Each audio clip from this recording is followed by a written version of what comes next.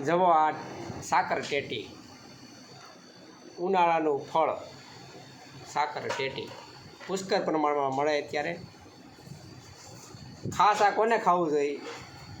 ગરમીની સિઝન ચાલે અત્યારે. જે લોકો આખો દિવસ બહાર રખડતા હોય ગરમીમાં તડકામાં, એના માટે આની અંદર પુષ્કળ પ્રમાણમાં પાણી હોય. 70-80% પાણી હોય, 70% તો ખરું જ એમ. એટલે આ ખાઓ એટલે તમારું ઉનાળામાં ક્યારેય તમારું પાણી ન ઘટે, ગમે એટલા ગરમીમાં રખડો તોય.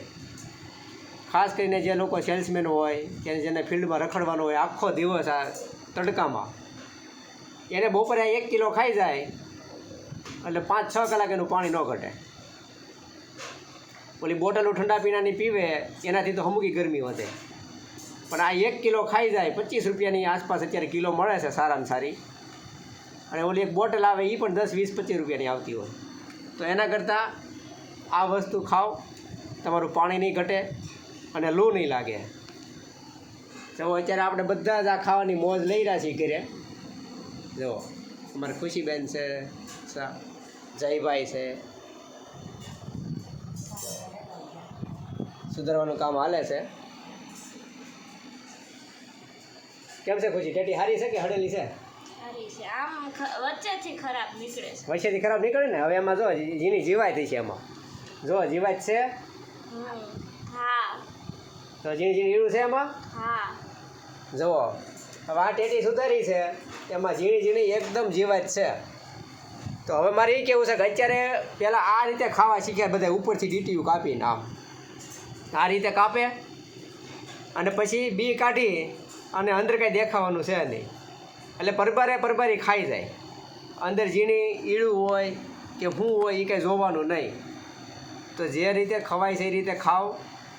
આ રીતે એટલા મોલ્ડન ન બનો કે તમે પછી ઈળું હોતને ખાઈ જાઓ. આ જો એટલે એમ કે આ તો બધા ગામડાના આવા જ માણસો રહ્યા એમ, પણ ગામડાના માણસો એવા રહ્યા પણ અમે આવું જોયા વગર ન ખાઈ જઈએ. અત્યારે આ ટ્રેન્ડમાં બહુ હાલે છે, જ્યાં જવો ત્યાં એના જ વિડીયો આવે છે. ઉપરથી કાપી અને ટેટી ખાવાની નવી રીત, હાથ ન બગડે, કોઈ વસ્તુ બગડે નહીં.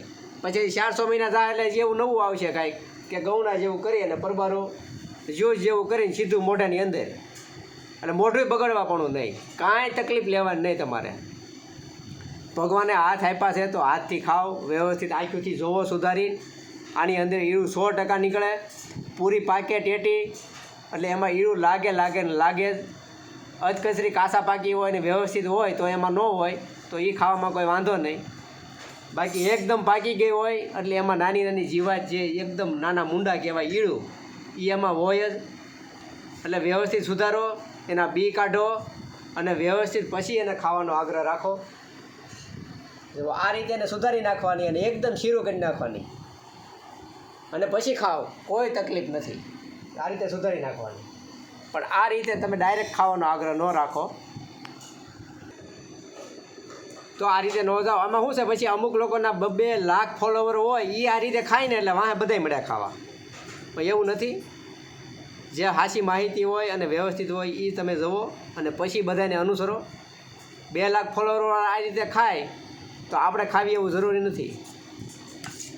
એટલે આપણે તો સુધારીને શીરું કરીને જ ખાવાની. કઈ રીતે ખાવાની બોલો? સુધારી અને ચીર કરીને પછી ખાવાની. તો આપણે આ રીતે ખાવાની નહીં ક્યારે, કારણ કે આપણને ખબર છે કે આ હડેલ નીકળે, આની અંદર ઈળું નીકળે. હો, એટલે આ રીતે અમારે તો ખાવાની નથી, પણ જે ખાય એને મુબારક.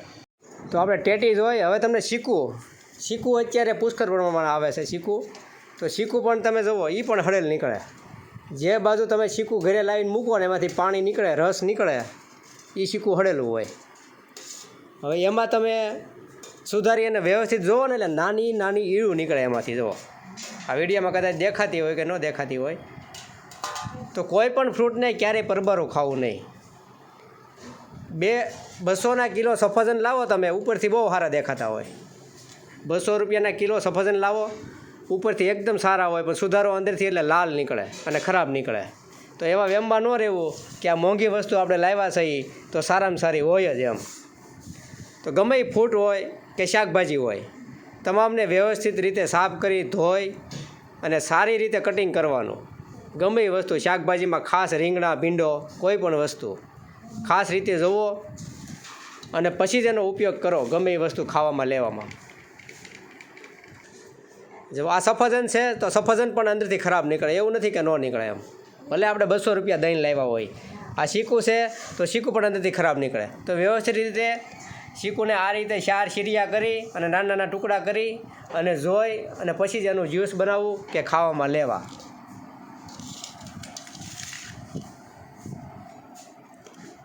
જો આપણે 2 કિલો શીકું સુધાર્યા છે, એમાંથી કેટલો બગાડ નીકળ્યો તમે જુઓ. સારામાં સારા શીકું હોવા છતાં પણ અંદરથી આ રીતે ખરાબ નીકળે છે કે જેમાં ઝીણી ઝીણી નાની નાની ઈળું હોય. એકદમ વ્યવસ્થિત રીતે જોવો તો જ દેખાય, નકર નહીં દેખાય. તો કોઈ પણ ફ્રૂટ પરબારું ખાવું નહીં. તો જોયું ને તમે, શાકભાજીમાં આ રીતે હોય. એવું નકરું શાકભાજીમાં આવું હોય એવું નથી હો. માણસ પણ બહારથી જેટલો સારો દેખાતો હોય, વ્યવસ્થિત દેખાતો હોય, સારા કપડાં પહેરતો હોય, એ પણ તમે એને અંદરથી જ્યારે એની જિંદગીમાં અંદર જઈને તમે જોવો ને ત્યારે એમાં પણ કેટલો હળો હોય અને એમાં પણ કેટલું ખરાબ હોય એ તમને ત્યારે ખબર પડે. નકરું દૂરથી ડુંગર તો રળિયામણા જ લાગે, પણ એની નજીક જાઓ, એને તમે સમજો ત્યારે જ તમને ખબર પડે કે આ માણસ કેટલો કપટી છે, કે આની અંદર શું છે, અંદર કેટલું ઝેર ભર્યું છે, કે અંદર શું ભર્યું છે. કારણ કે એને અંદર ઉતરીને જોવો પડે તમારે, ત્યારે ખબર પડે. તો મિત્રો, આ વિડીયો સારો લાગ્યો હોય તો શેર કરજો, લોકો સુધી પહોંચાડો કે જેને પણ આ માહિતી મળી રહે.